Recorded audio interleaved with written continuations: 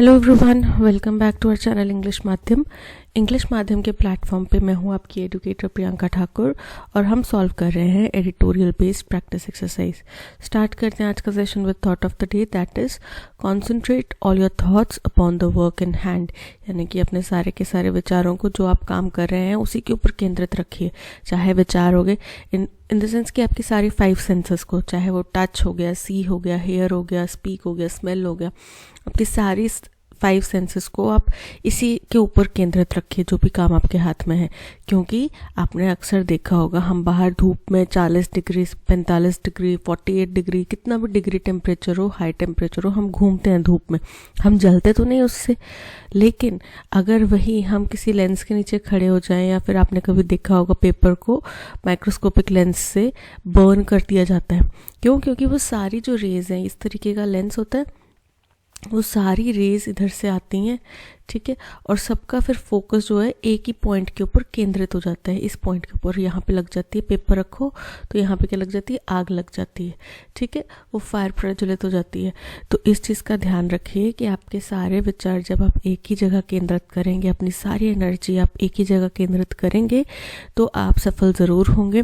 वैसे भी हमें गुस्सा आता है तो हम चीज़ों को तोड़ने फोड़ने में ज़्यादा अपनी एनर्जी वेस्ट करते हैं, या फिर अगर किसी ने हमें कुछ कह दिया तो हम उसका जवाब देने में अपनी ज़्यादा एनर्जी वेस्ट करते हैं।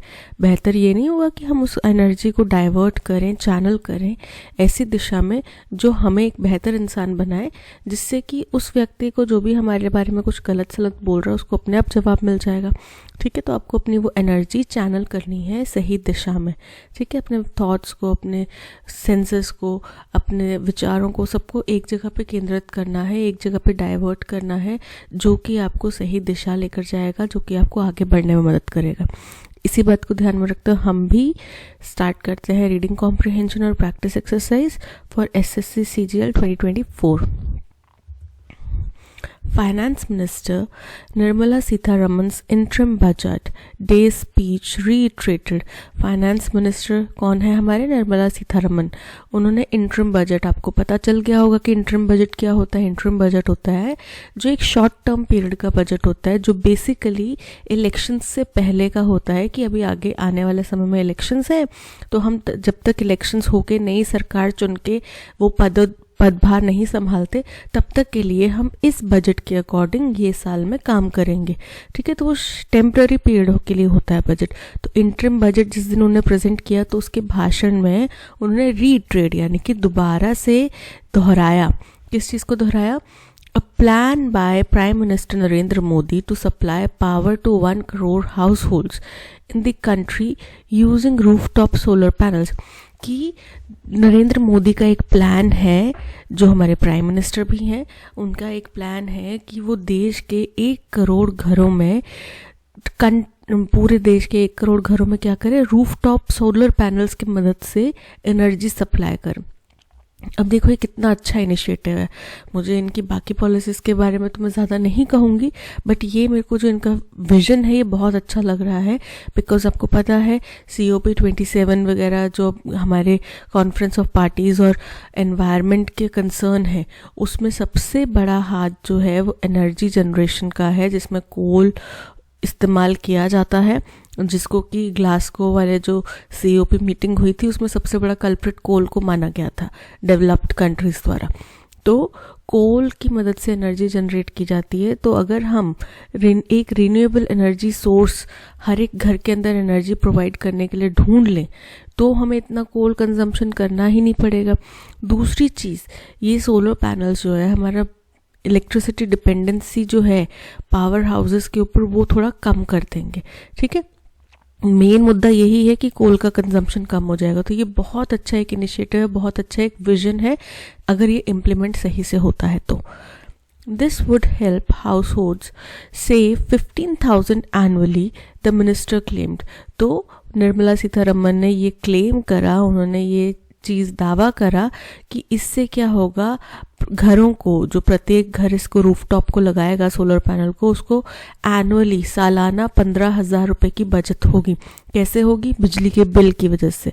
ठीक है, अब इनिशियली तो उनका इन्वेस्टमेंट लगेगा, ये बात तो जाहिर है, लेकिन वो वन टाइम इन्वेस्टमेंट होगा जो मंथली बेसिस पे, ईयर ऑन ईयर बेसिस पे आपका जो खर्च होता है वो कम हो जाएगा। What is known so far is that households that have a monthly electricity consumption of less than 300 units a month will be able to install a mid-sized system 1 to 2 kilowatt with the government bearing the expense। बोल रहे हैं कि अभी तक तो ये जाना जाता है कि जो भी घर जिनका मंथली इलेक्ट्रिसिटी कंजम्पशन 300 यूनिट्स से कम है या 300 यूनिट्स या उससे कम है, क्योंकि अभी आपको पता है ना, ज़्यादातर स्टेट्स में जो है बिजली के ऊपर सब्सिडी दी जा रही है। अगर आप 300 यूनिट तक कंज्यूम करते हैं तो आपका बिल नहीं आएगा, इलेक्ट्रिसिटी बिल माफ़ कर दिया जाएगा। वो 300 यूनिट्स क्यों सिलेक्ट किए गए? क्योंकि ऐसा माना जाता है कि नॉर्मली जो घर है आम, जहाँ पे ज़्यादा एसी वगैरह नहीं चलता, वो 300 यूनिट तक कंज्यूम कर लेते हैं। जहाँ पे तो धड़ल्ले से 4-4, 5-5 एसी चलेंगे, वो तो 300 यूनिट से बहुत ज़्यादा सरपास करने वाला है। बट अगर आम तौर पे आप एक फ़ैन, कूलर, टीवी, फ्रिज, ये नेसेसरी कंजम्पशन आइटम्स हैं, ये लगाते हैं, इनका इस्तेमाल करते हैं, तो 300 यूनिट्स के अराउंड आपका कंजम्पशन होता है। तो ये माना जाता है कि ये जो घर होंगे जिनका 300 या उससे कम यूनिट्स होगा, वो मिड साइज़ यानी कि 1 से 2 किलोवाट का सोलर पैनल, सोलर सिस्टम जो है उनको लगाया जाएगा। उससे उनका गुजारा हो जाएगा, यूटिलाइजेशन उनका इतना हो जाएगा, और इसका खर्च कौन उठाएगा? सरकार उठाएगी। This could mean a minimum outlay of 1 lakh crore. इसका मतलब होता है कि कितना बजट होगा? 1 लाख करोड़ का यहाँ पे खर्च होगा, पैसा व्यय होगा। एज ऑफ टुडे, आज की डेट में, rooftop solar systems are subsidized up to 40%। आज की डेट में ये प्रावधान है कि 40% जो है वो सरकार आपको पे करती है, 60% आपका इन्वेस्टमेंट खुद का होता है। तो अगर 1 लाख रुपए है इसकी कीमत, मान लो एक सोलर पैनल लगवाने की एक घर के ऊपर, तो 40,000 रुपये जो है वो गवर्नमेंट देगी। 40% हो गया 40 के, ठीक है, और 50 के 50,000 जो है वो कौन देगा? वो 60 के है, वो आपको व्यय करना पड़ेगा। ठीक है, with the reminder having to be borne by the consumer. और जो बाकी बकाया राशि बचेगी वो कंज्यूमर यानी कि जो रूफटॉप लगवाना चाहता है उसको बचाना, उसको व्यय करना पड़ेगा। अंडर द प्रपोज्ड पॉलिसी, तो अब जो पॉलिसी यहाँ पे प्रेषित की गई है, प्रपोज की गई है, the subsidy will increase to 60% and the rest will be financed by a private developer. बोल रहे हैं अब जो पॉलिसी यहाँ पे प्रेषित की गई है, यहाँ पे पॉलिसी जो लाने की कोशिश की गई है, जो पटल पे रखी गई है, उसमें बोला गया है कि सब्सिडी बढ़ा दी गई है 60%। पहले 60% कंज्यूमर को व्यय करना पड़ता था, अब 60% सरकार व्यय करेगी। ठीक है, और जो बाकी 40% है उसके लिए भी, जैसे सपोज करो मैं अपने घर में लगाया तो मुझे चिंता करने की जरूरत नहीं कि हाय मैं 40% यानी कि 40,000 रुपये कहाँ से लाऊंगी। अगर सपोज करो 1 लाख का पड़ता है तो उसके लिए भी अगर मेरे को 40,000 रुपये अरेंज करना भी मुश्किल है तो प्राइवेट डेवलपर्स जो है वो उसको फाइनेंस कर सकते हैं। Who is affiliated to a public sector enterprise connected to power ministry, जो कि affiliated यानी कि मान्यता प्राप्त होगा किससे? पब्लिक सेक्टर एंटरप्राइज से, और जो कि कनेक्टेड होगा पावर मिनिस्ट्री से डायरेक्टली। तो इसमें ये कि कोई हमें ठग लेगा, हम किसी फाइनेंसर के पास जाएंगे वो ज़्यादा लोन लेगा, उसका भी हमें डर खत्म हो जाएगा। ठीक है, this will ostensibly ensure quality in installation. ये ऑस्टेंसिबली मतलब कि प्रत्यक्ष रूप से ये सुनिश्चित करता है कि इंस्टॉलेशन में हमें क्वालिटी प्रोडक्ट मिले, हमें किसी भी तरीके का धोखा ना फील हो। ठीक है, एंड ऑल्सो रिलायबल सर्विस, और भरोसेमंद हमें सर्विस मिले। There is mechanism of net metering. एक नेट मीटरिंग का भी प्रावधान इसमें डालने की कोशिश की गई है। अब नेट मीटरिंग क्या होता है कि अगर सपोज करो आपका इलेक्ट्रिसिटी जो है कंजम्पशन, मान लो कि आपका जो सोलर पैनल है ठीक है, आपका जो रूफटॉप सोलर पैनल है ये 300 यूनिट्स जनरेट करता है, लेकिन किसी महीने में सपोज करो कि आपकी 300 यूनिट्स कंज्यूम नहीं हुई, आपकी केवल 150 यूनिट कंज्यूम हुई। वैसे ऐसा होता नहीं है, बट सपोज करो कि 150 यूनिट आपकी कंज्यूम हुई, तो जो बाकी रिमेनिंग 150 यूनिट है वो आप पावर ग्रिड सिस्टम को सेल कर सकते हो। इससे देखो कितना अच्छा फ़ायदा हो गया कि सपोज करो कि आपकी 150 यूनिट बच गई, तो आप क्या करेंगे, उसको सेल कर लेंगे और जो आपका लोन है आप उसकी किस्त चुका सकते हैं, राइट। तो आप उसको नेट मीटरिंग के ज़रिए अपना जो भी आपका एक्सेस जनरेट रहेगा या एक्सेस बचा रहेगा आप उसको सेल कर सकते हो पावर ग्रिड को। Wherein surplus electricity produced by households can be sold back to the grid to make good the loan। से वही चीज़ आ गई कि अपना लोन भरने के लिए आप उसको कर सकते हो इस्तेमाल। Though the actual way in which this is implemented can be quite complex। अब ये प्रावधान तो बड़ा अच्छा है, लेकिन हमें कैसे पता चलेगा कि हमारी इतनी यूनिट्स कंज्यूम हुई, हम कैसे उनको बेचेंगे, हम कैसे अप्रोच करेंगे। बिकॉज एक आम आदमी है, उसको ये लेन देन का व्यवहार करना नहीं आता। एक नॉर्मल दिहाड़ी मजदूर है, उसको नहीं पता कि मुझे कितना पैसा देना चाहिए, कितना पैसा मुझे मिलना चाहिए, है ना। वो ये कैसे किस तरीके से इम्प्लीमेंट किया जाएगा, ये बहुत कॉम्प्लेक्स एक स्थिति होगी, और वो भी करोड़ों की आबादी वाले देश की हम बात कर रहे हैं।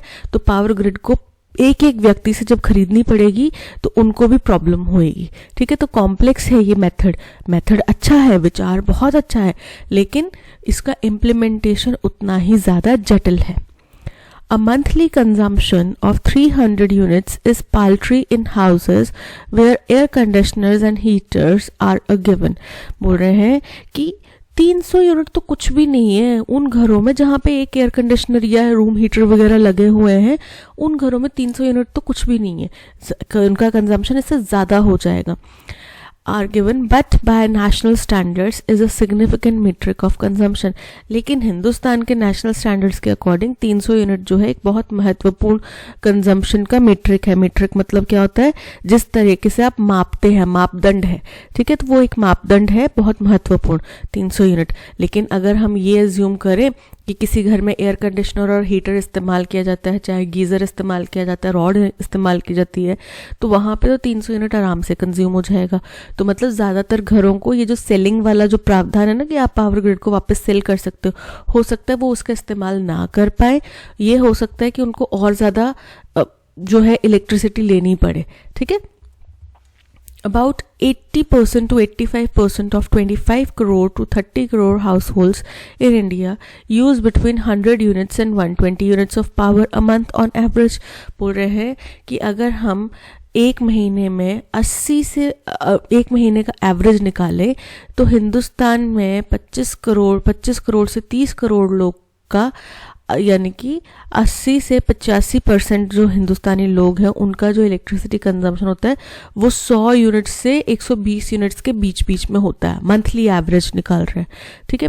Therefore, finding 1 crore houses that will be eligible for the plan will not be a difficult task। तो इसलिए जो ये प्लान है इसको इम्प्लीमेंट करने के लिए 1 करोड़ घर ढूंढना जो कि इस प्लान के लिए एलिजिबल हो, मान्य हो कि हाँ उनके घर में हम ये इंस्टॉलेशन कर सकते हैं, ये ढूंढना कोई बड़ी मुश्किल काम नहीं होगी, क्योंकि 25 से 30 करोड़ लोग हैं जो 100 से 120 यूनिट एवरेज कंज्यूम करते हैं, ठीक है। तो उसमें से 1 करोड़ ढूंढना तो कोई बड़ी बात नहीं है, परेशानी नहीं है। The major difference from earlier solar promotion policies is that it is the center as opposed to the state power distribution companies DISCOM that will be pushing for solarization।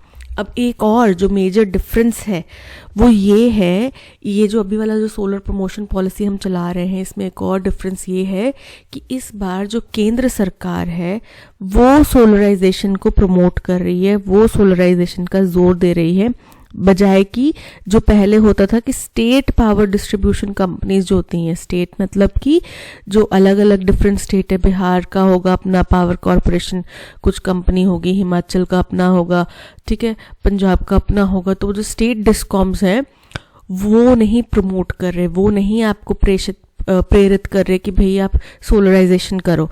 इस बार केंद्र सरकार कर रही है, तो ये एक मेजर डिफरेंस है। India's discom most of which are heavily loss making, Hindustan की जितने भी डिस्ट्रीब्यूशन कंपनीज हैं, डिस्कॉम मतलब डिस्ट्रीब्यूशन कंपनीज, जिनमें से ज़्यादातर जो है लॉस में जा रही हैं, have had little incentive so far in moving high consumption customers to decentralize solution. बोल रहे हैं अभी तक की स्टेट पावर डिस्ट्रीब्यूशन कंपनीज जो ये काम कर रही थी, प्रचारित कर रही थी कि भाई आप सोलराइजेशन करो, तो अभी तक में इनको ज़्यादा कुछ फ़ायदा नहीं हो रहा था। जब ये कोई हाई कंजम्पशन वाले कस्टमर्स को, जो बहुत ज़्यादा इलेक्ट्रिसिटी कंज्यूम करते हैं, उन कस्टमर्स को डिसेंट्रलाइज मतलब बीच से, केंद्र से हटाना, यानी कि सेंट्रलाइज्ड क्या हो गया कि एक हमारा डिस्ट्रीब्यूशन प्लांट है, इसी से सबको जा रहा है इलेक्ट्रिसिटी, ठीक है, ये हो गया सेंट्रलाइज्ड। डिसेंट्रलाइज्ड मतलब कि ये वाला एक घर था, यहाँ पे जो घर था इसको मैंने इससे हटा दिया, मेन ग्रिड से हटा दिया, इसके खुद का ही अब एक इंस्टॉलेशन लग गया सोलर पैनल का, तो इसको अपने घर की छत से ही इलेक्ट्रिसिटी मिल जाती है, इसका कंजम्पशन। तो वो डिसेंट्रलाइजेशन सोल्यूशंस जो हैं ऐसे रूफटॉप सोलर के, तो उनको जो डिस्कॉम्स उनको फ़ायदा नहीं हो रहा था, वो लॉस में ही, वो पहले ही लॉस में थी और उनको नुकसान हो रहा था इस प्रक्रिया से। Given that such discoms have the best granular information about power supply at the household level, अब ये बात मानते हुए, ये देखते हुए कि ऐसे जो डिस्कॉम्स हैं, ऐसे जो डिस्ट्रीब्यूशन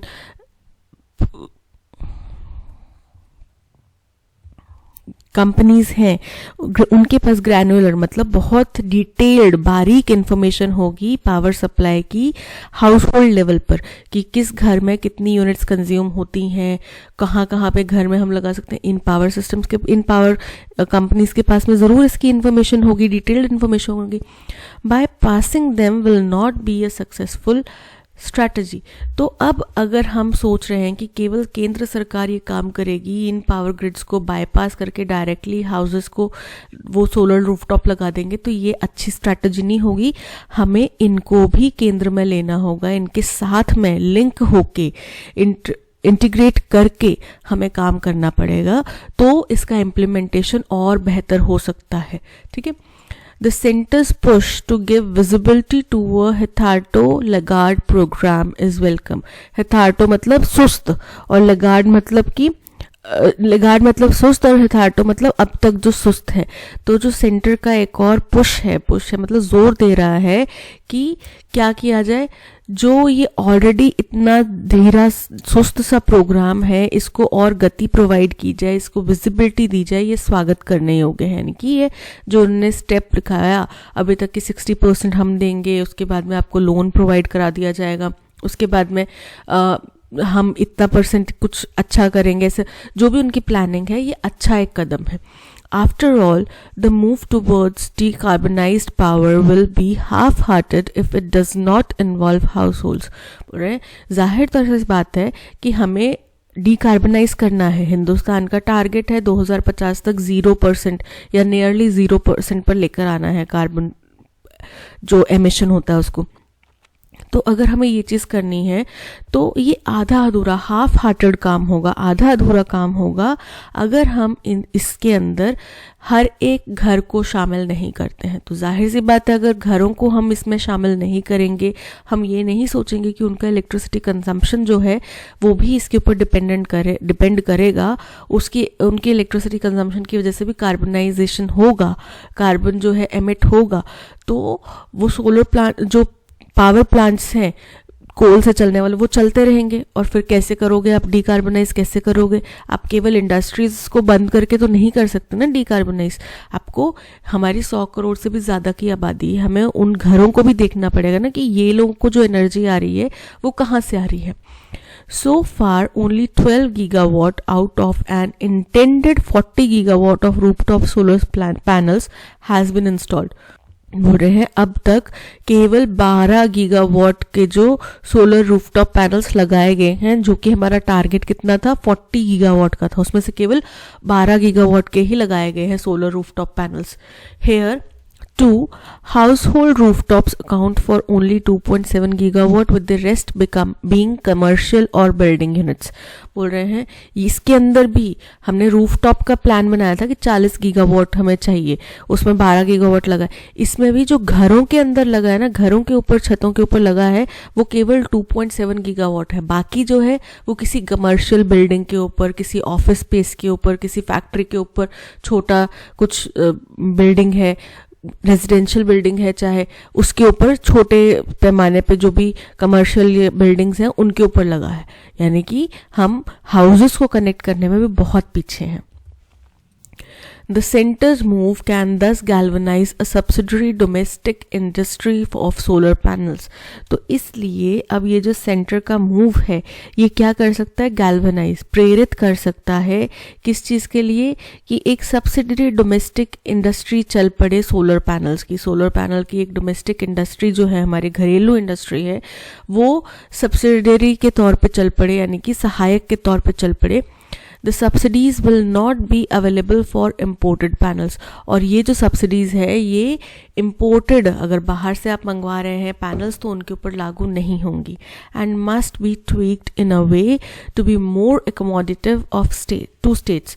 और ये इस तरीके से ट्यूनिंग इनकी की जानी चाहिए कि हाँ हमने ये सोलर पैनल्स को लगाना है तो इसको इस तरीके से हमें फाइन ट्यून करना पड़ेगा कि इसमें स्टेट गवर्नमेंट्स जो हैं उनको भी शामिल किया जाए. केवल ये प्रसारित नहीं होना चाहिए कि केंद्र सरकार कर रही है, बिकॉज केंद्र सरकार के पास डेटा बेशक सबका है, डेटा बेशक उनके पास पूरे हिंदुस्तान का है, बट जो असल मायने में किसी भी प्लान को इम्प्लीमेंट करना होता है तो वो ग्राउंड लेवल पे होता है. और मोदी जी जाके घर घर में जाके देख नहीं सकते कि किस घर में पैनल सही लगा है, गलत लगा है, किसी गलत व्यक्ति को पैनल लगा दिया गया है, वो मोदी जी नहीं देख सकते. उसके लिए आपको ग्राउंड लेवल पे, पंचायत लेवल पे, ब्लॉक लेवल पे काम करना होगा. और ये पंचायत लेवल, ब्लॉक लेवल जो है वो स्टेट के अंदर में आते हैं, तो यानी कि स्टेट गवर्नमेंट्स को भी आपको इसमें सम्मिलित करना पड़ेगा.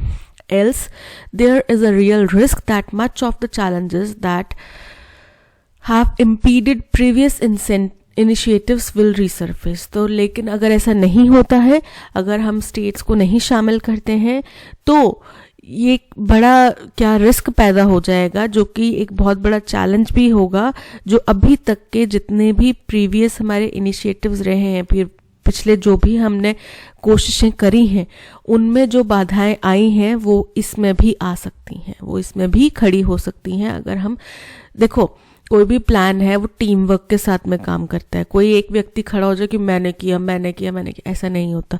जो ये बोल रहा है ना कि मैंने किया, समझ लो वो झूठ बोल रहा है, क्योंकि एक अकेला व्यक्ति नहीं कर सकता. इसमें आपको टीम वर्क चाहिए ही चाहिए. इतने बड़े पैमाने पे इस चीज़ों को प्रसारित करना, अब सपोज करो आधार कार्ड है, वो कांग्रेस का विजन था, लेकिन क्या सोनिया गांधी घर घर जाके उसको बना रही थी? नहीं ना. उसके लिए आपने पूरी टीम एक लगाई हुई थी जिसमें बहुत सारे लोकल ग्राउंड लेवल पे जो लोग काम कर रहे हैं वो थे. उसके बाद में उसको इम्प्लीमेंट करने के लिए और लोग थे.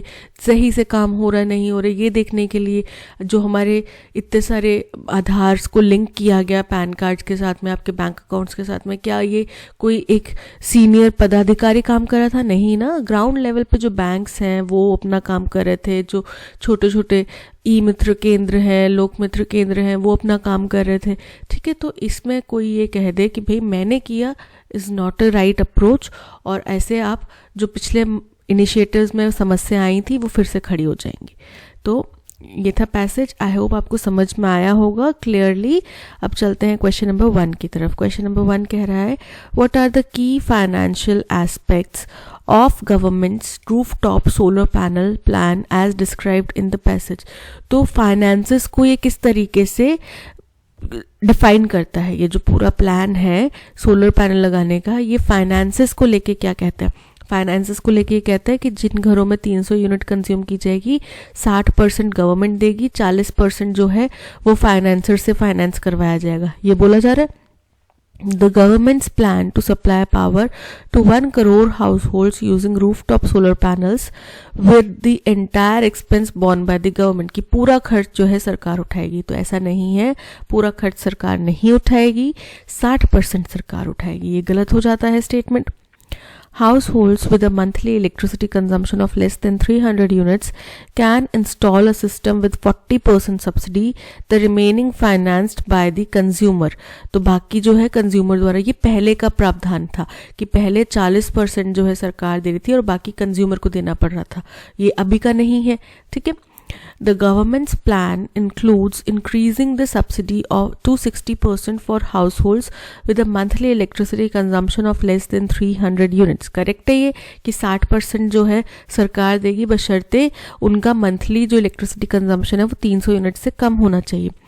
With the remainder financed by a private developer affiliated with the public sector enterprise. बिल्कुल करेक्ट है, ऑप्शन सी इज करेक्ट, यही प्लान है सरकार का. What does the passage suggest about the feasibility of finding households eligible for the government's rooftop solar panel plan? बोल रहे हैं कि क्या सजेस्ट करता है पैसेज कि क्या फीजिबिलिटी है. फीजिबिलिटी मतलब कि सार्थकता है इसकी, हो सकता है, पॉसिबल है करना. किस चीज़ की सार्थकता, कि हम घर कैसे ढूंढेंगे कि ये घर एलिजिबल है इस सोलर पैनल प्लान के लिए या नहीं है. वो घरों को आइडेंटिफाई करना, उनको ढूंढना, उनकी एलिजिबिलिटी चेक करना, इसके लिए क्या फीजिबिलिटी है. तो फिजिबिलिटी ये बताई गई थी कि 80 से 85% जो लोग हैं, 25 से 30 करोड़ की आबादी, वो 100 से 120 यूनिट ही कंज्यूम करते हैं मंथली बेसिस पे ऑन एन एवरेज. तो अगर इतना ज़्यादा आबादी है तो 1 करोड़ ढूंढना तो कोई बड़ी बात नहीं है, ठीक है. It will be challenging to find 1 crore houses that are eligible for the plan due to high power consumption by most households. ये incorrect है बात.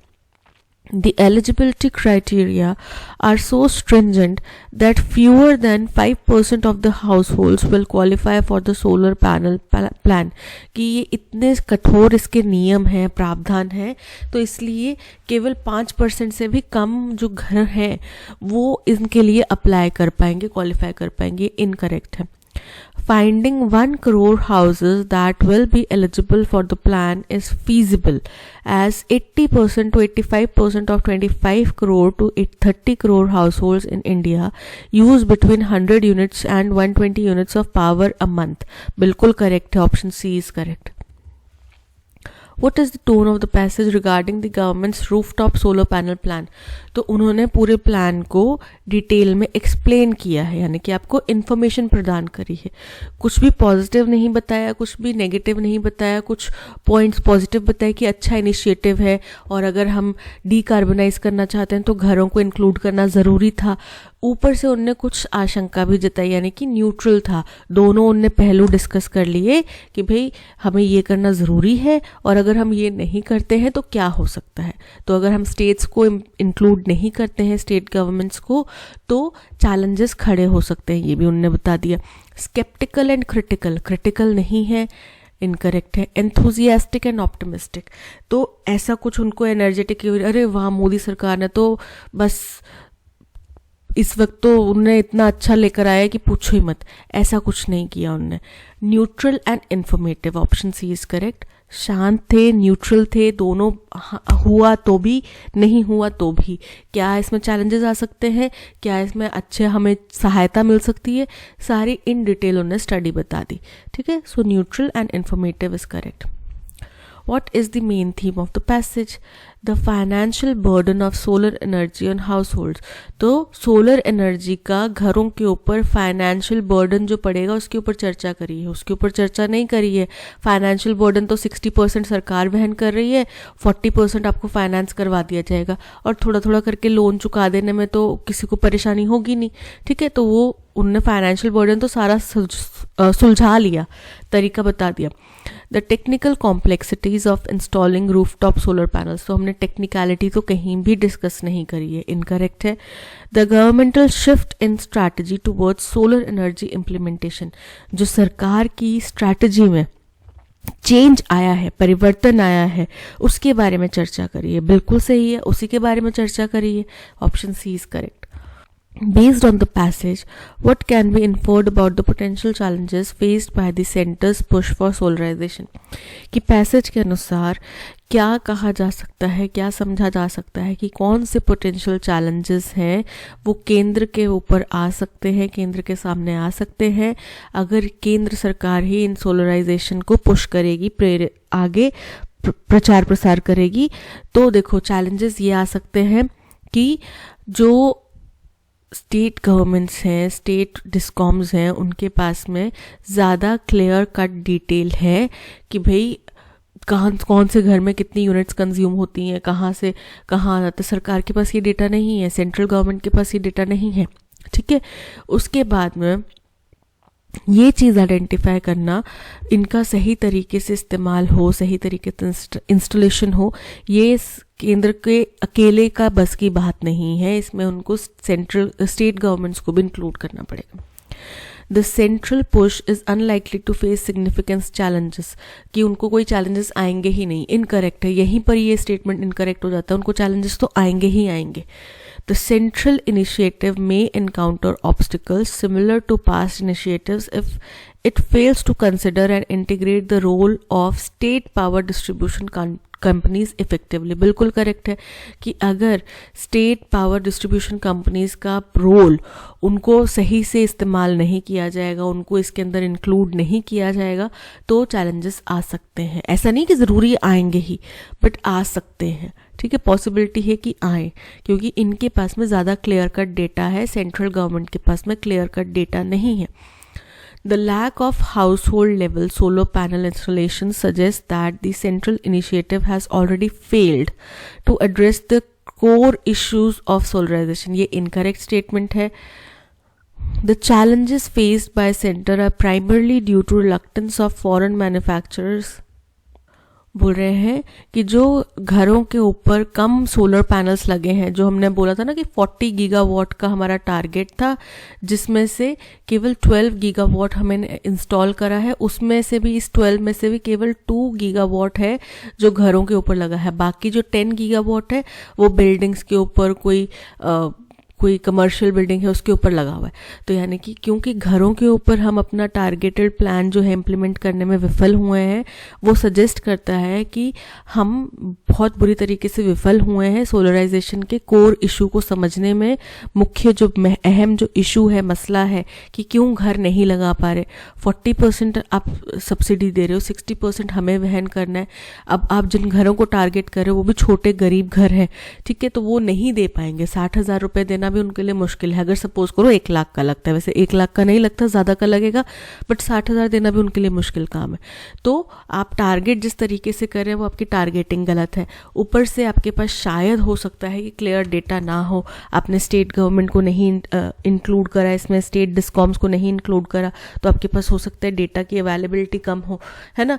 तो आप इन जगहों पे, इन लेवल्स पे आप फेल करेंगे। So option 2 and 3 are correct. The challenges faced by the center are primarily due to reluctance of foreign manufacturers to supply solar panels due to subsidy restrictions. कि challenges जो हैं वो केंद्र द्वारा इसलिए फेस किए जाएंगे क्योंकि फॉरेन मैन्युफैक्चरर्स को सोलर पैनल्स के लिए सब्सिडी नहीं दी जा रही।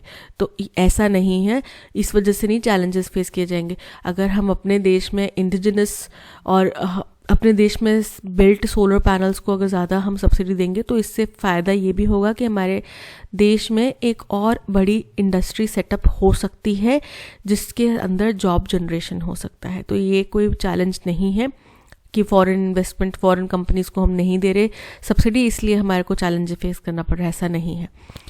सो 2 and 3 are correct. 1, 2, 2, 3 option B is correct.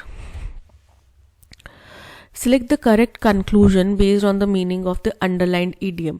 ये जो idiom दिया है at arm's length, इसके मीनिंग के ऊपर इनमें से 3 में से हमें करेक्ट कंक्लूजन फाइंड आउट करना है।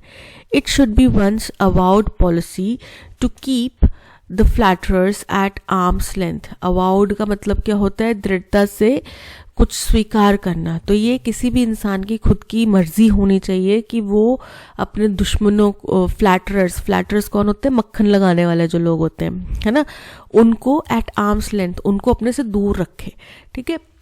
The farther a person stage from flatterers the better it is. तो जितना आप दूर रहो मक्खनबाज लोगों से उतना ही आपके लिए बेहतर है। सही बोल रहा है ये, इसी चीज़ को बता रहा है कि हमारी चॉइस होनी चाहिए कि हम उनको दूर रखें खुद से। तो दूर रखना यानी कि आप जितना दूर उनसे रहोगे उतना आपके लिए बेहतर है। तो फर्स्ट तो करेक्ट है। Having flatterers around boost one self confidence. तो आपके आसपास में चापलूस मक्खनबाज लोग होंगे, आपका सेल्फ कॉन्फिडेंस बढ़ेगा। सेल्फ कॉन्फिडेंस नहीं बढ़ेगा, ओवर कॉन्फिडेंस बढ़ेगा। गलत है ये, ठीक है, दूर रखने की बात की जा रही है। Flatterers are not true well wishers and should be kept at bay. तो फ्लैटरर्स जो होते हैं, मक्खनबाज लोग होते हैं, वो हमारे शुभचिंतक नहीं होते और हमें उनसे दूर रहना चाहिए। तो ऑप्शन 3 भी करेक्ट है, यानी कि स्टेटमेंट 1 और 3 बिल्कुल करेक्ट है। Only 2 is correct, 1 and 2 are correct. Option B is correct. Make the word that is closest in meaning synonym to the word given below. glib. glib का closest meaning जो होएगा हमें वो सिलेक्ट करना है। glib का मतलब क्या होता है? जो मक्खनबाज बातें होती हैं, चिकनी चुपड़ी बातें करने वाला कोई व्यक्ति होता है। lethargy. lethargy मतलब सुस्त। implausible. implausible मतलब विश्वास नहीं कर सकने योग्य। inarticulate अस्पष्ट। easy आरामदायक, आसान। तो देखो भाई, जो बंदा चिकनी चुपड़ी बातें करता है, फ्लैटरी होता है, उसके लिए तो वो काम बड़ा आसान है, ठीक है। लेकिन जिनको नहीं करने आती, उनको मक्खन लगाने नहीं आता, वो थोड़ा स्ट्रगल करते हैं लाइफ में। ऐसा माना जाता है कि अगर आपको चिकनी चुपड़ी बातें करना आता है, अब लेडीज होती हैं, कपड़ा लेने उसी दुकान में जाएंगी जहाँ पे वो आओ जी भाभी जी, बैठो जी, चाय लाऊं जी, अरे बड़े दिनों बाद दर्शन दी। उनके पास में उनको कपड़ा लेने में, चाहे वो ठग रहा है, चाहे वो 3rd क्लास क्वालिटी का कपड़ा दे रहा है, बट जाएंगी वहीं पे। वहीं एक कोई खड़ूस सा बंदा होएगा, अंकल होंगे बुढ़े से, लेना है तो लो, नहीं लेना तो जाओ, मैं इससे कम नहीं करूंगा, फिक्स रेट है। वहां पे लेडीज जाना पसंद नहीं करती। क्यों? क्योंकि उनका काम थोड़ा डिफिकल्ट हो जाता है, उनको फ्लैटरी बातें नहीं करना आता। तो option D easy is correct. He had been led to his squad of commandos towards the target of a group of houses when he spotted enemy soldiers hiding in the houses. तो यहाँ पे बोल रहा है कि उसने अपने squad of commandos को लीड करा। तो he had been led, had been led मतलब उसको लीड किया जा रहा है, यानी कि कोई और व्यक्ति है जो उनके स्क्वाड ऑफ कमांडोज को लीड कर रहा है। लेकिन यहाँ पे हमें ये स्टेटमेंट ये बता रहा है कि वो लीड कर रहा है, जो ही बता रहे हैं हम व्यक्ति, वो अपने स्क्वाड ऑफ कमांडोज को लीड कर रहा है। और to his squad of commandos, उनकी तरफ थोड़ी लीड कर रहा है। ही हैड बीन लेड, उसको ले जाया गया अपने स्क्वाड ऑफ कमांडोज की तरफ, उसको ले जाया गया, उसने अपने स्क्वाड ऑफ कमांडोज को लेकर गया टारगेट की तरफ। ग्रुप ऑफ हाउसेस थे वो टारगेट, जहां पे उसने एनिमी सोल्जर्स को छुपे हुए देखा था, ठीक है। तो ही हैड बीन लेड नहीं आएगा, ही हैड क्या आएगा? He had led his squad of, to नहीं आएगा, बीन लेड टू नहीं आएगा, he had led his squad of commandos towards the target of a group of houses when he spotted enemy soldiers hiding in the houses, ठीक है। towards the group he had been led to, यहाँ पे error है, he had been नहीं आएगा, to नहीं आएगा, he had led his squad of commandos towards, ठीक है। Option C is correct. अब यहाँ पे there is a sentence that is missing in the paragraph below. Look at the paragraph and decide in which blank 1, 2, 3 or 4 the following sentence would best fit. अब क्या है कि ये paragraph दिया है, इसमें एक सेंटेंस जो है एक जगह पे मिसिंग है। हमने 4 ब्लैंक्स डाले हुए हैं, आपको आइडेंटिफाई करना है वो सेंटेंस जो मिसिंग है वो ये सेंटेंस है। तो आपको आइडेंटिफाई करना है कि कौन से ब्लैंक वाली पोजिशन पे ये स्टेटमेंट यहाँ पर आएगा।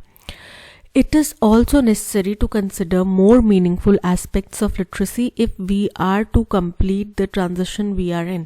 बोल रहे हैं कि अगर जिस परिवर्तन के दौर में हम हैं, हमें उसको कंप्लीट करना है, उस परिवर्तन को कंप्लीट करना है, तो हमें लिटरेसी मतलब साक्षरता के और महत्वपूर्ण और व्यापक मीनिंग की तरफ हमें केंद्रित होना पड़ेगा और उसका विस्तृत मीनिंग ढूंढना पड़ेगा, समझना पड़ेगा। अब लिटरेसी का मतलब क्या होता है, जो हम उसकी डेफिनेशन देते हैं वो ये देते हैं कि कोई भी व्यक्ति जो लिख सकता है, पढ़ सकता है, वो लिटरेसी है। लेकिन जैसे जैसे हम ग्रो कर रहे हैं, हमारे लिटरेसी के मीनिंग भी चेंज कर रहा है, ठीक है। तो हमें इसका और well established, well elaborated meaning ढूंढना पड़ेगा, समझना पड़ेगा, उसको भी कंसिडर करना पड़ेगा। तभी हम जो ट्रांजिशन हम कर रहे हैं, डेवलपिंग से डेवलप्ड की तरफ जा रहे हैं या फुल लिटरेसी वाली कंट्री की तरफ जा रहे हैं, तो वो तभी कंप्लीट हो पाएगा। Literacy has traditionally been described as the ability to read and write, कि जो हमारे इतिहास से चलता आ रहा है, जो हमारा ट्रेडिशन रहा है, उसमें लिटरेसी को यही डिस्क्राइब किया गया कि जिसको लिखना पढ़ना आता है, ठीक है, वो हो गया लिटरेट, और वही हो गया literacy. Dash UNESCO defines literacy as the ability to identify, तो UNESCO defines the literacy dash का यहाँ पे it is necessary to consider more meaningful.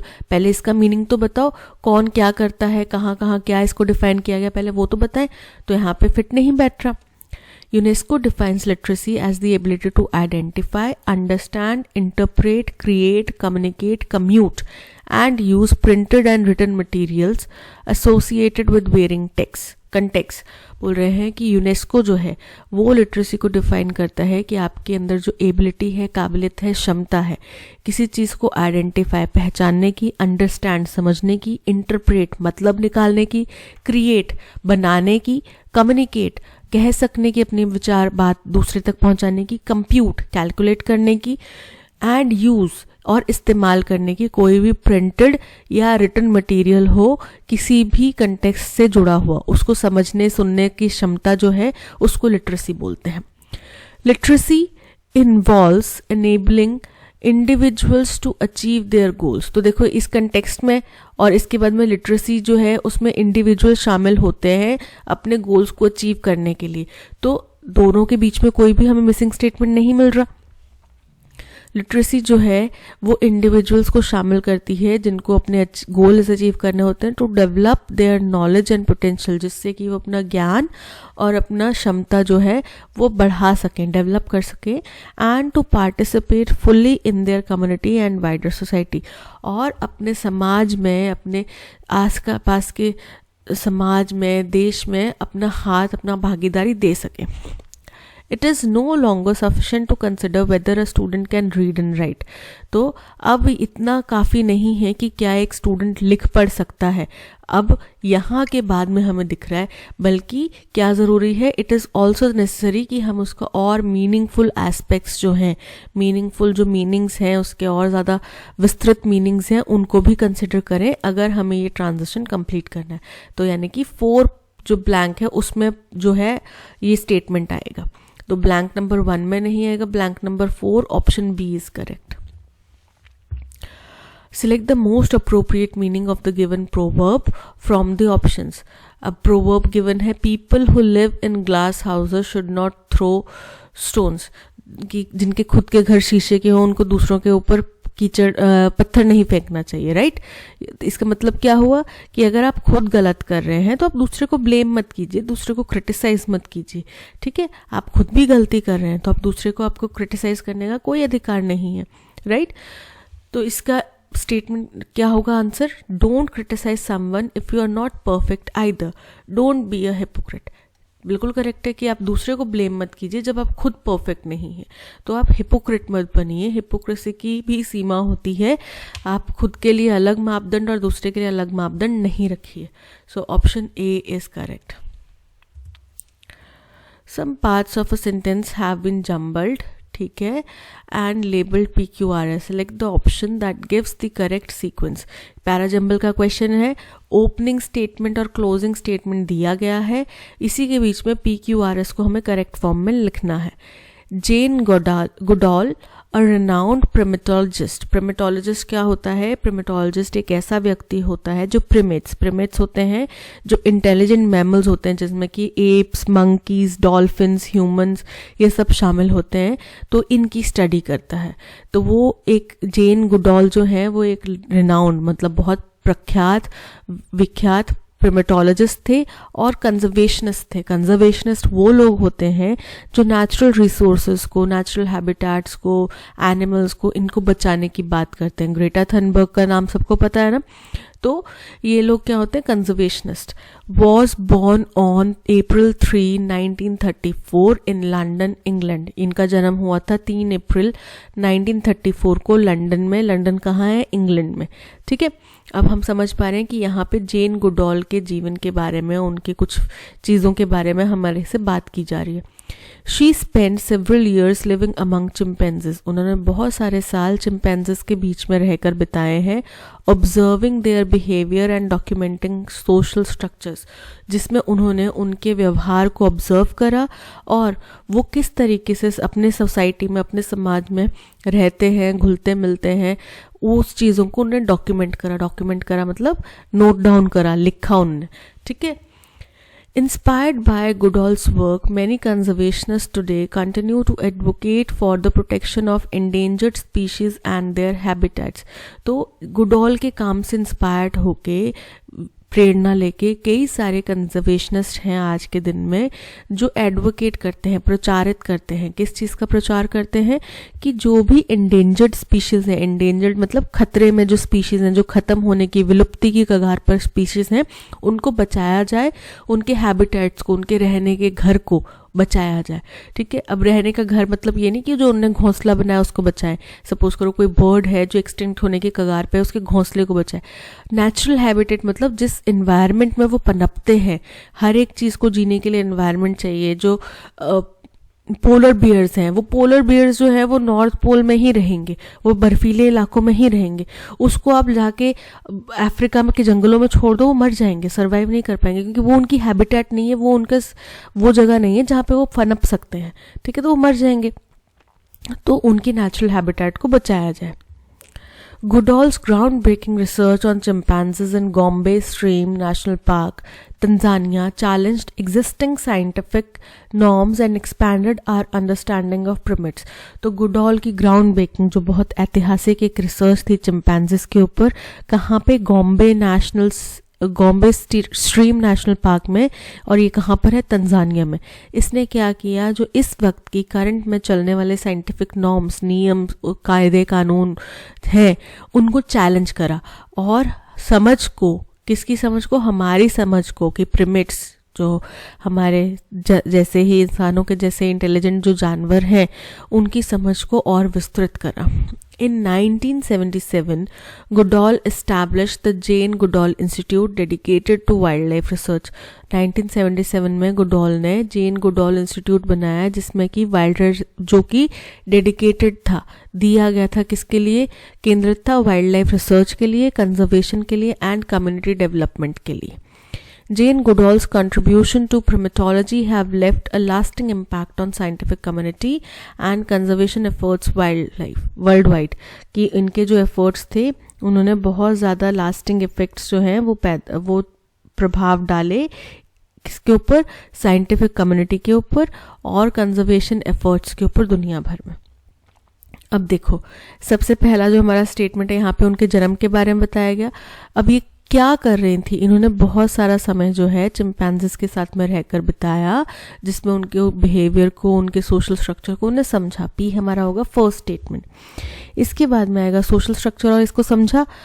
इन्होंने ग्राउंड ब्रेकिंग रिसर्च करी चिंपैंजीज के ऊपर तंजानिया में, जिसने कि इस वक्त के जो साइंटिफिक नॉर्म्स हैं उनको चैलेंज करा और हमारी समझ को बढ़ाया इन प्रिमेट्स के प्रति। ये हो गया सेकेंड पॉइंट। अब देखो, ऑप्शन में आर फर्स्ट यहाँ पर आ रहा है, यहाँ पर आया, जबकि हमारे पास आर सेकेंड आ रहा है, तो ये दोनों एलिमिनेट हो गए। केवल डी ऑप्शन में पी फर्स्ट स्टेटमेंट आ रहा है, यानी कि डी ऑप्शन हमारा करेक्ट होगा। चलिए और देखते हैं आगे। फिर उसके बाद में इंस्पायर्ड बाय गुडॉल्स वर्क, उसके बाद में आएगा कि 1977 में उनने ये रिसर्च वगैरह करी। उसके बाद 1977 में उनने जेन गुडॉल इंस्टीट्यूट बनाया, जो कि इसी तरीके की रिसर्च, कंजर्वेशन, कम्युनिटी डेवलपमेंट के लिए डेडिकेटेड था। ये हो गया थर्ड पॉइंट। फिर इनके इन्हीं तरह के कामों से इंस्पायर होके कई सारे कंजर्वेशनिस्ट जो हैं वो आज भी इन चीज़ों को, एंडेंजर्ड स्पीशीज़ को, उनके हैबिटेट्स को बचाने की बात करते हैं। ये हो गया फोर्थ पॉइंट। और इसी से आगे कनेक्टेड है हमारा क्लोजिंग स्टेटमेंट कि उनका जो कंट्रीब्यूशन है प्रिमेटोलॉजी के लिए, इसने बहुत दूर तक जाने वाला प्रभाव छोड़ा है, लंबा चलने वाला प्रभाव छोड़ा है हमारी साइंटिफिक कम्युनिटी के ऊपर और कंजर्वेशन एफर्ट्स के ऊपर दुनिया भर में। तो PRSQ option D is correct. Correct conclusion निकालना है based on the highlighted word, ठीक है। द शॉपकीपर्स गैम्बिट, गैम्बिट का मतलब क्या होता है, गैम्बिट का मतलब होता है एक तरह का गैम्बल, रिस्क लेना, ठीक है। तो gambit was to ask double the prices, तो उसका जो रिस्क था, उसका जो यहाँ पे डिवाइस था, एक्शन था, वो था कि यहाँ पे वो दुगना प्राइस मांगेगा, दुगना प्राइस वहाँ पे लिख देगा, और ये उसका गैम्बिट था, ये उसका सोचा समझा प्लान था। The shopkeeper was fined for selling inferior quality goods at half the price. ये शॉपकीपर को आधे दामों पे, हाफ प्राइस पे घटिया क्वालिटी का माल बेचने के लिए फाइन किया गया। तो उसने तो प्राइस डबल करे थे ना, हाफ प्राइस पे कैसे हो गया? ये तो इनकरेक्ट हो गया, मैच ही नहीं कर रहा है यहाँ से। Giving discounts on elevated prices is a clever plan intended to increase sales. कि प्राइस बढ़ा के डिस्काउंट देना ये बहुत ही चालाक प्लान है, क्लेवर प्लान है, जो कि सेल्स इंक्रीज करने के ऊपर टारगेट होता है ना। पहले वो जीन्स कोई 1000 रुपये में मिल रही थी, फिर बोल देंगे 50% ऑफ, ठीक है, और 50% ऑफ करके उस जीन्स की कीमत कर देंगे 2000 रुपीज़। 2000 का 50% 1000 रुपये ही तो ऑफ हुआ, तो 1000 की तो वो जीन्स पहले ही मिल रही थी, लेकिन हमें लगता है अरे 50% ऑफ है, चलो चलो यहाँ पे तो बहुत अच्छा माल मिल रहा है, तो हम देखते हैं कि हमें 1000 रुपये का फ़ायदा हो गया। ये नहीं देखते कि पहले भी तो वो जीन्स 1000 की थी, ठीक है। तो सेकेंड तो बिल्कुल करेक्ट है, यहाँ पे पता चल रहा है कि क्लेवर प्लान था। Consumers complained against the shopkeeper for selling adulterated foodstuff at the exorbitant prices. कि शॉपकीपर के अगेंस्ट में कस्टमर्स ने कंप्लेन करी कि वो अडल्ट्रेटेड यानी कि मिलावटी सामान बेच रहा है, मिलावटी खाने का सामान बेच रहा है, एग्जॉर्बिटेंट यानी कि बहुत ही हाई प्राइसेस के ऊपर। तो हाई प्राइसेस तो वहाँ से ठीक है, लेकिन मिलावटी यहाँ पे रिस्क, जो गैम्बिट है, जो रिस्क है उसका, जो उसका सोचा समझा एक प्लान है, उसके बारे में नहीं पता चला ना, और हमें ये गैम्बिट ही वर्ड यहाँ पे देखना है मेन। तो थर्ड इनकरेक्ट हो जाता है। The announcement of an assured prize in the lucky draw was a risky action plan to gain advantage. ये भी रिस्क की बात कर रहा है कि हमने लकी ड्रॉ के ज़रिए प्राइज़ देने का जो अनाउंसमेंट किया, ये एक रिस्की एक्शन प्लान होता है एडवांटेज लेने का, फ़ायदा उठाने का, ठीक है। कि आप बोलोगे कि भाई अगर कोई 15,000 की सेल करता है तो उसका लकी ड्रॉ में नाम निकाला जाएगा, और लकी ड्रॉ में जो भी व्यक्ति जीतेगा उसको 5,000 का कोई प्रोडक्ट दिया जाएगा, या 5,000 तक का गिफ्ट वाउचर दिया जाएगा। तो इससे क्या होगा, लोग आएंगे यार 15,000 की चीज़ खरीद के 5,000 का हमें गिफ्ट मिल सकता है, आपकी सेल्स बढ़ जाएंगी। बट रिस्की प्लान हो सकता है, नहीं भी है कि हाँ हमें पता है ये क्या करने वाले हैं, बट सोचा समझा एक वेल टेकन रिस्क है। तो 2 और 3 आर करेक्ट, 2 और 4 are correct, 2 is correct, 2 and 4 are correct, option B is correct.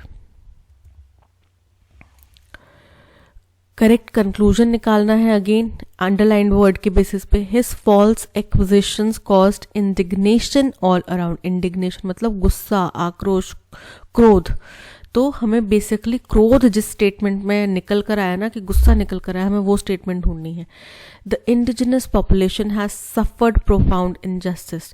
Indigenous मतलब कि वहाँ के जो नेटिव लोग होते हैं, जो वहीं पे जिनकी पीढ़ियाँ वहीं से पनपी हैं, जिनको एसोसिएट, अब हिंदुस्तान जो है वो द्राविडन लोगों से एसोसिएट किया जाता है, ठीक है। तो द्राविडन जो है वो यहाँ के इंडिजिनस पीपल हैं।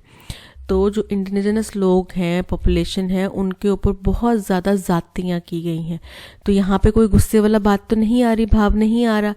It has become a common practice to level allegations against the opposition parties. ये बहुत आम बात हो गई है कि opposition parties के ऊपर आप allegations लगाओ, आरोप लगाओ, ये बहुत आम सी बात हो गई है। यहाँ पे भी कोई गुस्से की बात नहीं, यहाँ पे तो कोई चीज़ कॉमन आपने इतनी जनरलाइज कर दी है कि आपको फ़र्क नहीं पड़ता, ठीक है। तो टू भी इनकरेक्ट हो जाएगा। The unjust treatment meted out to soldiers cause shock and anger. Anger आ रहा है यहाँ पे।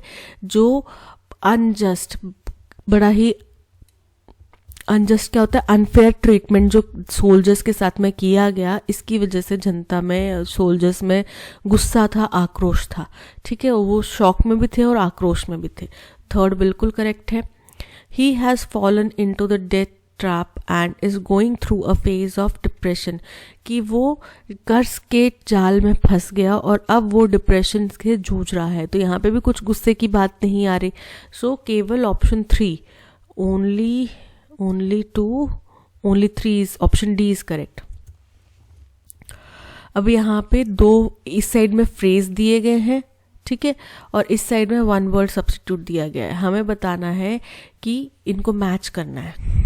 To to pay money to use a product और सर्विस रेगुलरली, किसी भी एक प्रोडक्ट या सर्विसेज का रेगुलर बेसिस पे इस्तेमाल करने के लिए जो आप पैसा देते हैं उसको क्या बोलते हैं? सब्सक्रिप्शन लेना। आप सब्सक्रिप्शन लेते हैं, आज की डेट में होता है ना, सब्सक्राइब कीजिए हमारे चैनल्स को, या फिर आपने अमेज़ॉन प्राइम का सब्सक्रिप्शन लिया है, आपने नेटफ्लिक्स का सब्सक्रिप्शन लिया ताकि आप उनकी रेगुलर सर्विसेज ले सकें। ठीक है, तो 1 के साथ में क्या मैच होगा? बी। 1 के साथ में ये मैच होगा, 1 के साथ में बी, और ये हो गया 1। उसके बाद में to order treatment for someone, किसी के लिए ट्रीटमेंट ऑर्डर करना। ठीक है, तो इसका क्या होगा? डॉक्टर्स क्या करते हैं? प्रिस्क्रिप्शन लिखते हैं। वो क्या है? वो आपके लिए ट्रीटमेंट है, तो प्रिस्क्राइब करना। प्रिस्क्राइब यानी कि 2 का हो जाएगा सी, ये हो गया 2। Okay, to put thoughts into, अब देखो अगर आपने 2 भी आइडेंटिफाई कर लिया, 1 भी आइडेंटिफाई कर लिया ना, और ऑप्शन सब में अलग अलग हैं, तो आपका आंसर वही मिल जाएगा। अब देखो हमने पता लगा लिया 1 के साथ में बी मैच होगा, यहाँ पे 1 के साथ में डी मैच हो रहा है, इनकरेक्ट है। 1 के साथ में बी मैच हो रहा है, करेक्ट है। उसके बाद में डबल चेक कर लेते हैं, 2 के साथ में सी मैच हो रहा है, 2 के साथ में सी मैच हो रहा है, यानी कि ऑप्शन बी इज करेक्ट। 1 के साथ में ए मैच हो रहा है, 1 के साथ में सी मैच हो रहा है, ये भी इनकरेक्ट है, ये भी इनकरेक्ट है, option B is correct. To put thoughts into written और प्रिंटेड फॉर्म, जब आप कुछ चीज़ अपने विचारों को लिख रहे होते हैं, है ना, तो उसको क्या बोल देते हैं? ट्रांसक्राइब करना, ट्रांसक्रिब, he is transcribing his thoughts. सो 3 के साथ में क्या हो जाएगा? डी। 3 के साथ में डी, और लास्ट बच गया एस्क्राइब, जिसका मतलब होता है टू एट्रीब्यूट अ कॉज और कैरेक्टरिस्टिक टू समथिंग। ठीक है, कि आपने इसके साथ में कुछ एट्रीब्यूट या कुछ चीज़ जोड़ दी, कुछ कैरेक्टरिस्टिक या कॉज जोड़ दिया उसके साथ में। सो ये हो गया 4, तो 4 का क्या हो गया? A. 1B, 2C, 3D, 4A, option B is correct. अब 1 से 6 तक स्टेटमेंट्स गिवन है, पैराजंबल का क्वेश्चन है, इनको रीअरेंज करना है। And since there were no enemies, and और क्योंकि कोई एनिमी नहीं था, तो ये फर्स्ट स्टेटमेंट नहीं होगा, 1 हमारा फर्स्ट स्टेटमेंट नहीं होगा। अच्छा, ऑप्शंस में हमें दिया है कि 3 ही हमारा फर्स्ट स्टेटमेंट होगा, सभी में 3 दिया है, तो 3 हमारा फर्स्ट स्टेटमेंट होगा। हमें इससे भी पता चल रहा है कि हमारा ये फर्स्ट स्टेटमेंट 1 नहीं होगा, क्योंकि उनके कोई भी एनिमीज नहीं थे, दुश्मन नहीं थे। It nested on ground in complete safety, इसलिए वो ज़मीन पे घर बना के रहने लगा कंप्लीट सेफ्टी में, कोई उसको खतरा नहीं था। अब ये किसी चीज़ की बात कर रहे हैं, इट जो है हमें पता करना है इट क्या है। The goats ate the undergrowth which provided the dodo with cover, तो जो गोट्स हैं अंडरग्रोथ, जो कम ग्रोथ होती है किसी भी चीज़ की, गोट्स क्या खाती हैं? घास खाती हैं। तो घास जो छोटा छोटा उगे हुआ घास होता है, गोट्स वो खा जाती थी, जिससे जो कि क्या करता था, इन डोडो को, डोडो एक पक्षी होते हैं, उनको क्या करता था? कवर प्रोवाइड करता था, उस कवर को गोट्स खा जाती थी। Dogs and cats hunted and troubled the old bird, और इन पुराने पक्षियों को डॉग्स और कैट्स, फिर उनका क्योंकि गोट ने कवर खा लिया उनका, जिसके नीचे वो छुपते थे, जिसके अंदर वो छुपते थे, वो गोट्स ने खा लिया, तो अब वो ओपन हो गए, एक्सपोज हो गए, और डॉग्स और कैट्स फिर उनका हंट करते थे, उनको खाते थे। डोडो, the size of a goose, securely inhabited the island of Mauritius.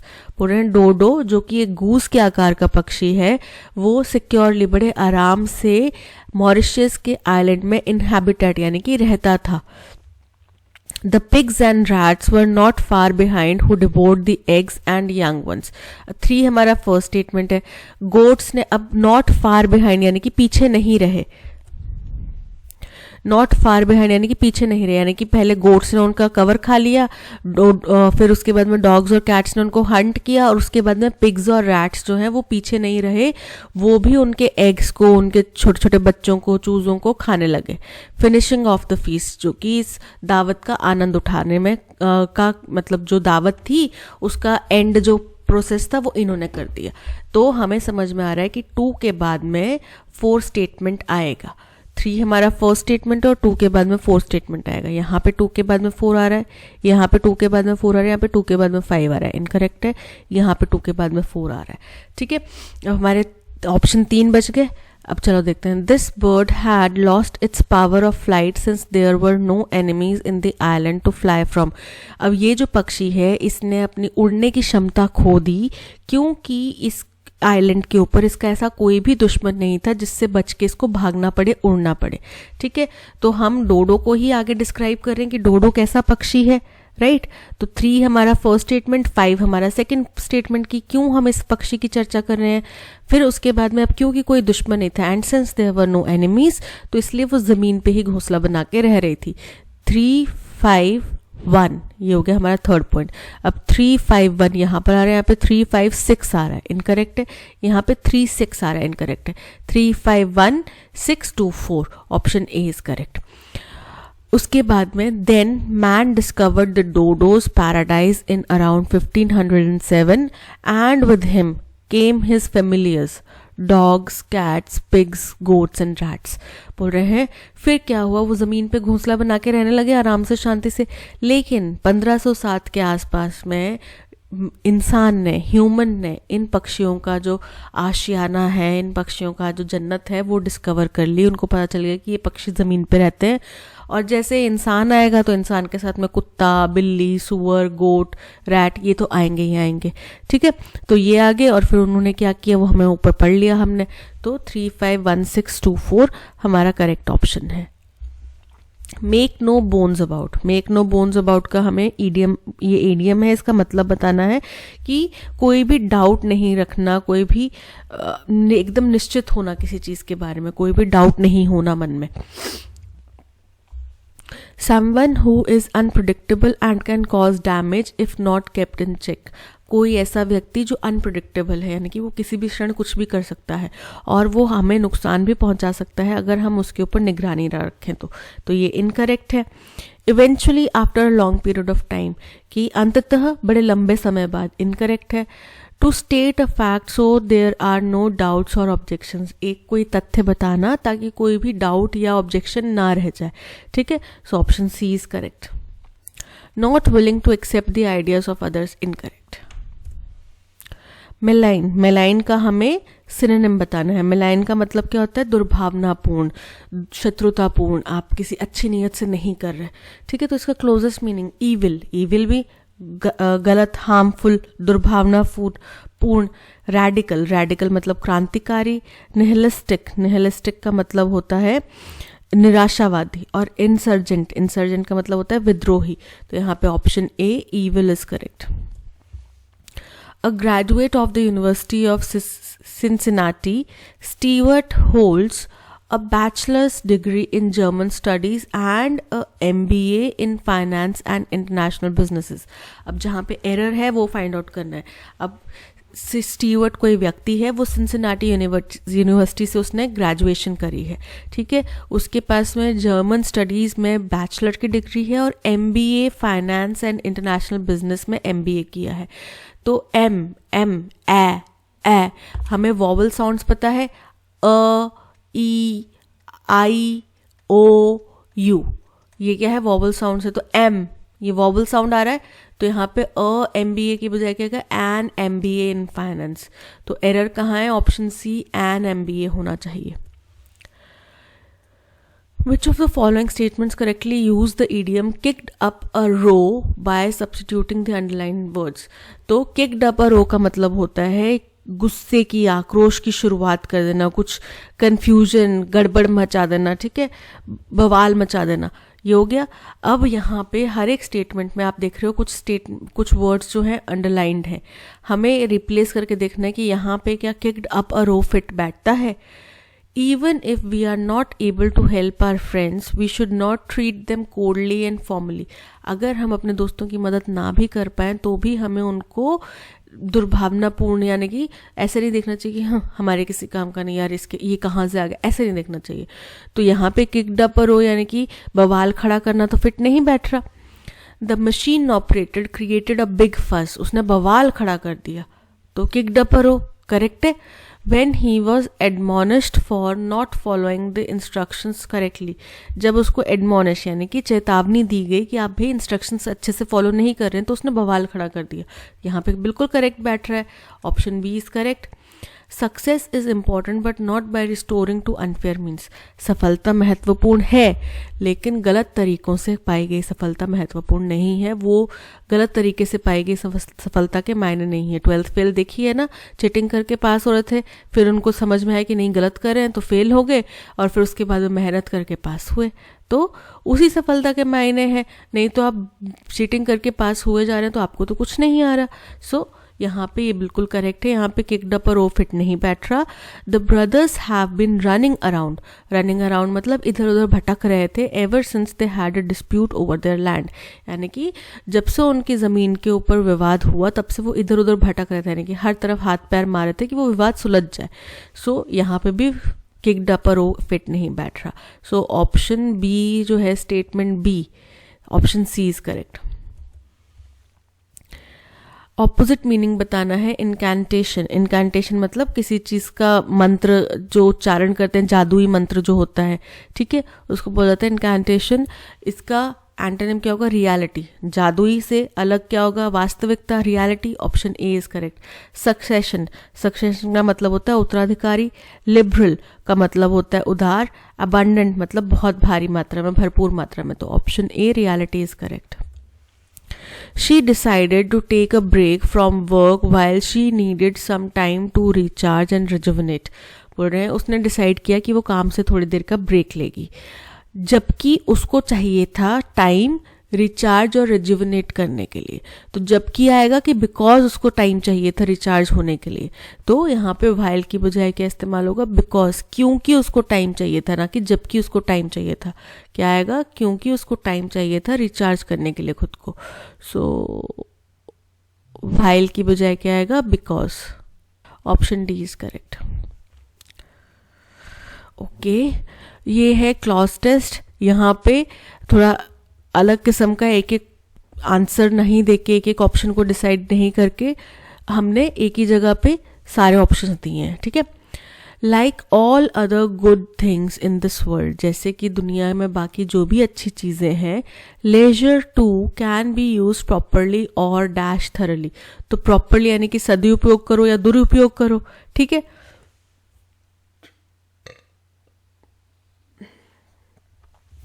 तो लेजर क्या होता है? जो आपका एक फ्री टाइम होता है आपके पास में, है ना, उसको बोला जाता है laser.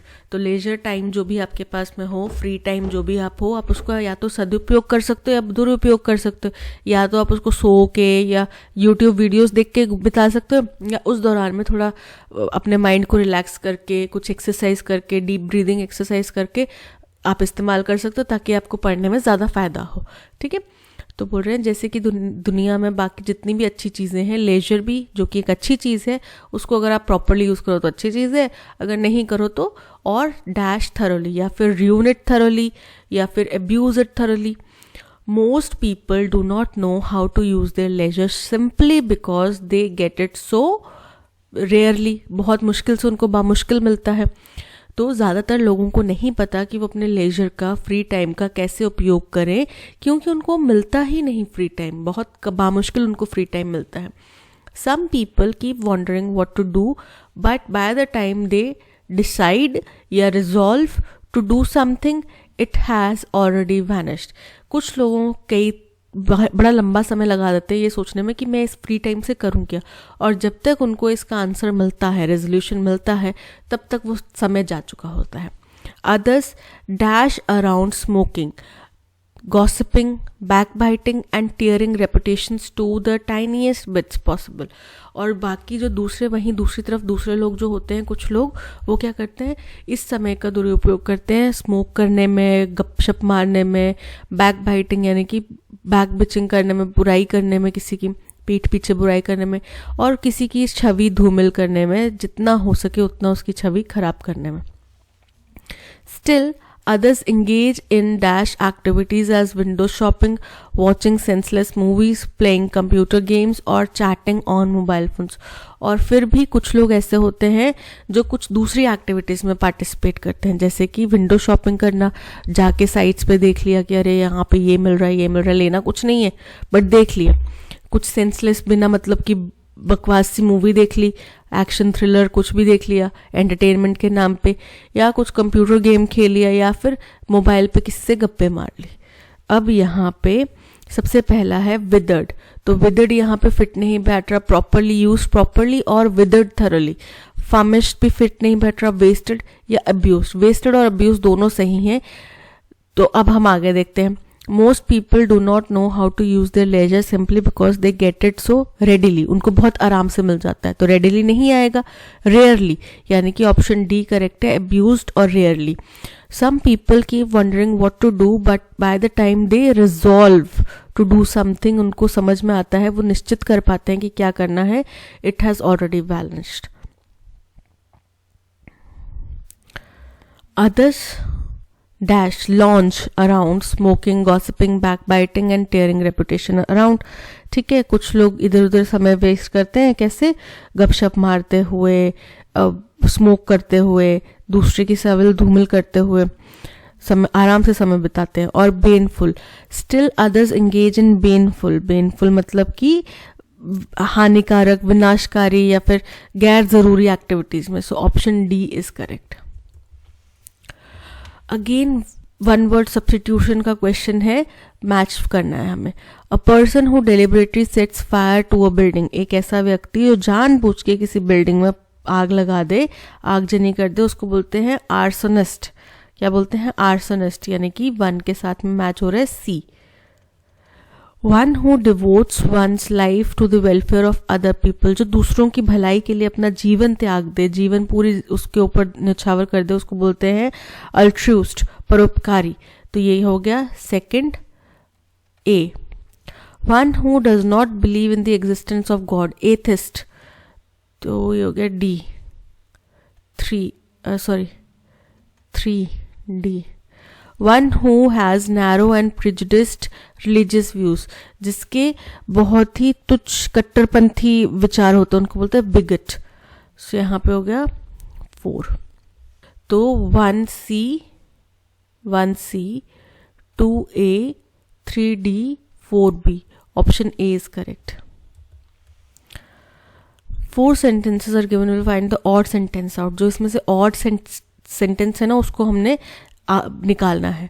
The webs of spiders provide the most vivid example of animal structures built entirely in tension। जो बोल रहे हैं मकड़ी के जाले हैं, वो सबसे प्रमुख प्रख्यात विस्तृत उदाहरण है, एग्जाम्पल है कि जानवर जो अपना स्ट्रक्चर बनाते हैं वो टेंशन के बेसिस पे बनाते हैं। टेंशन इन द सेंस खिंचाव, तनाव। ठीक है, जब आप रस्सी को खींचते तो उसमें खिंचाव होता है, उस टेंशन की बात करें, दिमागी टेंशन की बात नहीं करें। Man has long used suspension bridges made of ropes of steels and concrete which bear loads in tension। ये भी वैसे ही है, हम भी इंसान भी टेंशन के बेसिस के ऊपर स्ट्रक्चर बनाते हैं। कई सारे ब्रिजेस हमने देखे हैं जो रस्सी के ऊपर, रस्सियों की मदद से नीचे उसके ऊपर ऐसे रस्सी होती है, ठीक है, आर पार नीचे रस्सी होती है और इसके बीच में फट्टियां लगाई जाती हैं। तो ये क्या है, टेंशन के ऊपर ही बना है, बिल्डअप हुआ है, तो ये भी करेक्ट है। Animals and birds are great builders, animal और बर्ड्स जो हैं वो बहुत महान बिल्डर्स हैं। Using simple material but employing sound engineering principle, वो बहुत सिंपल से सिंपल मटेरियल इस्तेमाल करते हैं। आमतौर पे मिलने वाले पक्षी क्या इस्तेमाल करते हैं, तिनका वगैरह सब जो मिलता है, घास फूस, तिनका, इनका इस्तेमाल करते हैं, लेकिन साउंड बहुत उसमें मजबूत, बहुत उसमें ज्ञान वाली इंजीनियरिंग प्रिंसिपल्स इस्तेमाल किए जाते हैं। Beavers are natural engineers that use tree branches to construct dams, the divided end being pressed into the walls। तो हमारा जो पैसेज था इसमें ये भी टेंशन के ऊपर, ये भी टेंशन के ऊपर, ये इंजीनियरिंग प्रिंसिपल्स के ऊपर जो कि टेंशन है, ठीक है, इसके ऊपर बात कर रही है। लेकिन बीवर्स जो है वो डैम बनाते हैं, वो कुछ अलग ही इंजीनियरिंग कंसेप्ट लगाते हैं। तो जो डी स्टेटमेंट है वो यहाँ पे फिट नहीं बैठ रहा, option a sentence D is correct. तो यहाँ पे ये ऑड है। He will have been being disheartened by the telephone opinion poll published yesterday।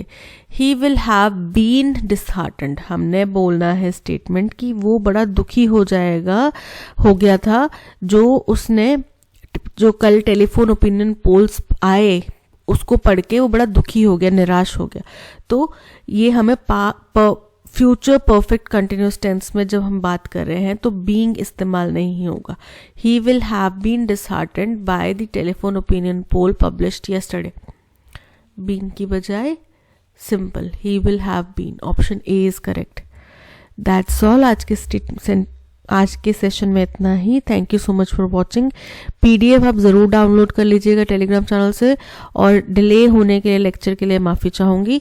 मिलते हैं नेक्स्ट सेशन में. Till then keep learning and keep practicing. Bye bye.